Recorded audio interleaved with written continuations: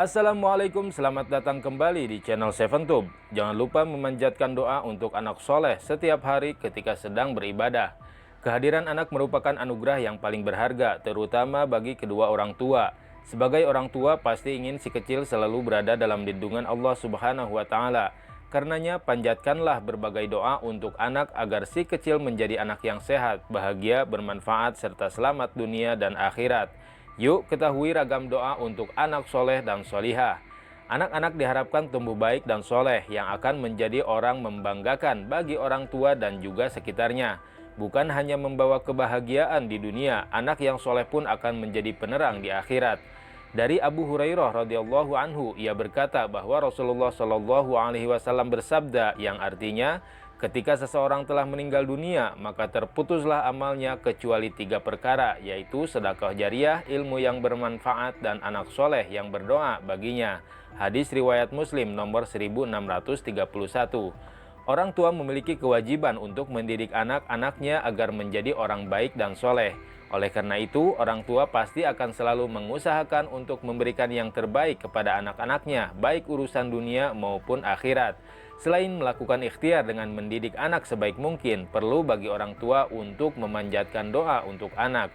Sebab tanpa izin Allah Subhanahu wa Ta'ala, cita-cita luhur memiliki anak yang soleh pun tidak akan terkabul. Doa untuk anak yang bisa dipanjatkan oleh orang tua. Rasulullah Shallallahu Alaihi Wasallam telah mengajarkan umatnya untuk selalu mendoakan anak-anaknya agar dapat tumbuh menjadi orang yang baik, beriman, cerdas, dan selamat di dunia dan akhirat. Tujuannya doa untuk anak tersebut tidak lain agar anak-anaknya mendapatkan ridho Allah. Berikut ini doa untuk anak soleh dan solihah yang bisa dipanjatkan oleh para orang tua. Doa untuk anak agar rajin beribadah.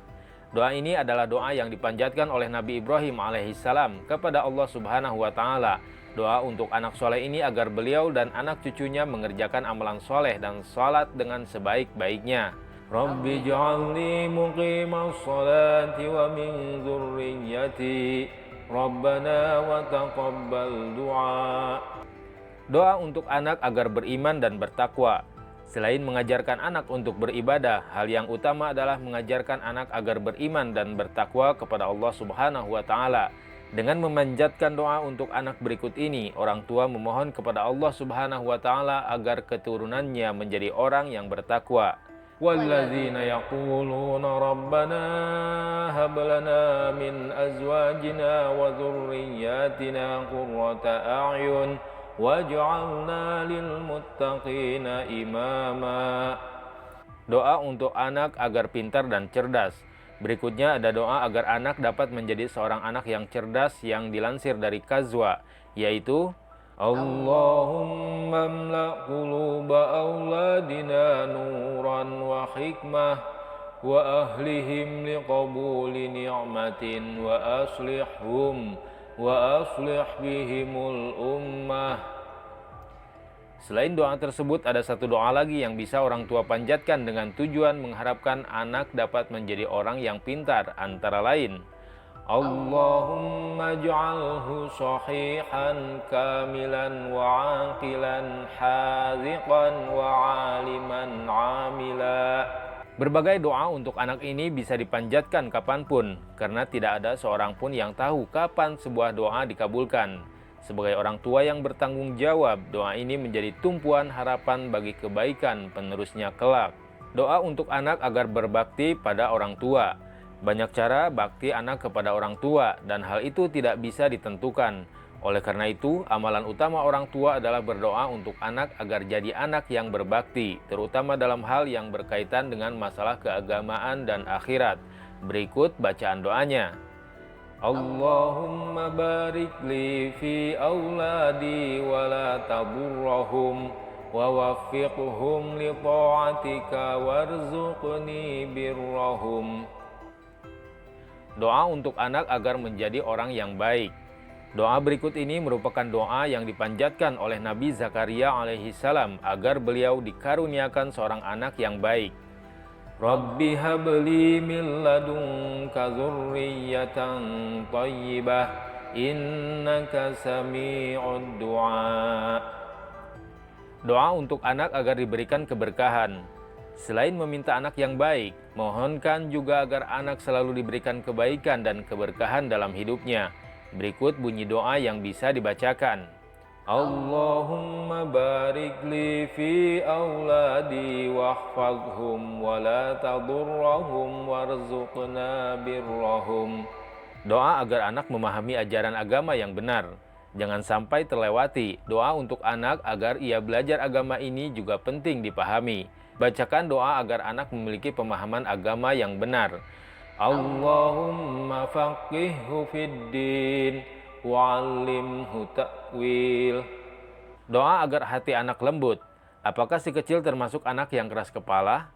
Bacakan doa untuk anak soleh dan berhati lembut seperti ini. Allahu latifum bi'ibadihi yarzuqu man yasha' wa huwal qawiyyul aziz. Keutamaan doa orang tua untuk anaknya. Doa untuk anak tersebut sebaiknya harus dibacakan berulang kali oleh kedua orang tua, terutama oleh ibu, sebab ibu memiliki keutamaan yang lebih dalam hal pengasuhan anak. Oleh karena itu, doa seorang ibu sangat diutamakan dan akan diijabah. Sebagaimana dalam hadis sahih Nabi Shallallahu Alaihi Wasallam bersabda, yang artinya ada 3 doa yang dikabulkan oleh Allah Subhanahu Wa Taala yang tidak diragukan tentang doa ini. Doa kedua orang tua terhadap anaknya, doa musafir orang yang sedang dalam perjalanan, doa orang yang dizalimi. Hadis riwayat Al-Bukhari. Jika seorang ibu meridhoi anaknya dan doanya mengiringi setiap langkah anaknya, niscaya rahmat, taufik, dan pertolongan Allah akan senantiasa menyertainya. Sebaliknya, jika hati seorang ibu terluka, lalu ia mengadu kepada Allah, mengutuk anaknya. Karena pentingnya posisi ibu, penelitian dari Journal of the American Academy of the Pediatrics mengatakan bahwa gaya eksplorasi, perkembangan sikap, dan perilaku kesehatan seorang anak pun tergantung bagaimana cara didikan dari ibunya. Jadi, peran ibu sangat penting untuk anaknya, termasuk juga ucapan atau doa yang dilafalkan untuk si kecil. Keutamaan doa ibu untuk anaknya dijabarkan dalam penjelasan berikut ini. Pengorbanan ibu sejak dalam kandungan. Allah Subhanahu wa Ta'ala memerintahkan manusia agar selalu berbuat baik kepada orang tua, khususnya ibu.